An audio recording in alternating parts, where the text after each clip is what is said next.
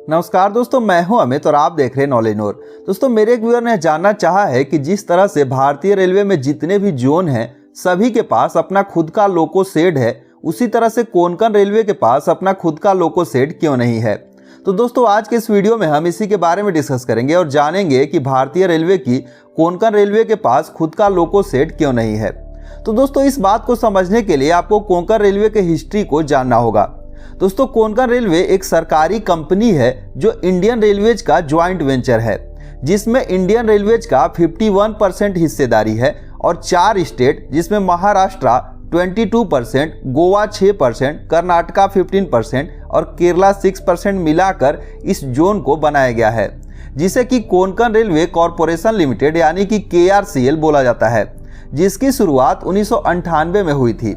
दोस्तों, इसके ऑपरेशन के लगभग 10 सालों के बाद यानी कि 2008 में इस जोन को पूरी तरह से भारतीय रेलवे में मर्ज करने की बात कही गई, लेकिन उस समय यह जोन पूरी तरह से घाटे में चल रही थी और इस कंपनी पर बहुत सारा कर्ज बकाया था।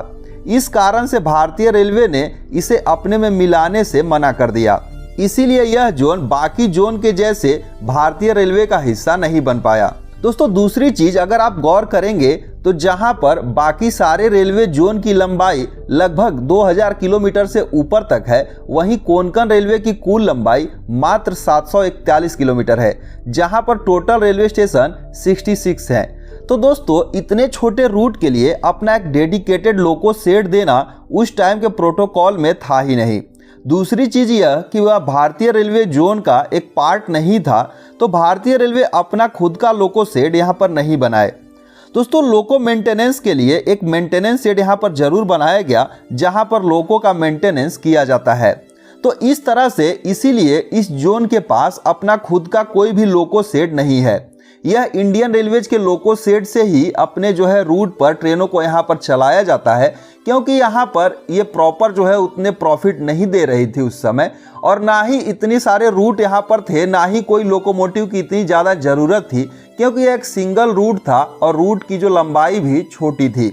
तो इन चीज़ों को देखते हुए यहाँ पर कोई डेडिकेटेड लोको शेड नहीं बनाया गया।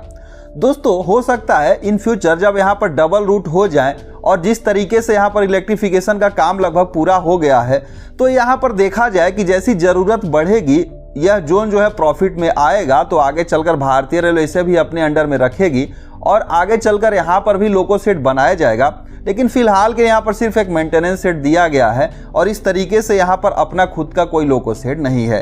तो उम्मीद करते हैं आपको चीज़ समझ में आई होगी। दोस्तों, हो सकता है इसके अलावा और भी कुछ रीजन हो, तो आप अपना ओपिनियन जरूर से कमेंट कीजिएगा। बाकी मिलते हैं एक दूसरे वीडियो में, तब तक के लिए धन्यवाद।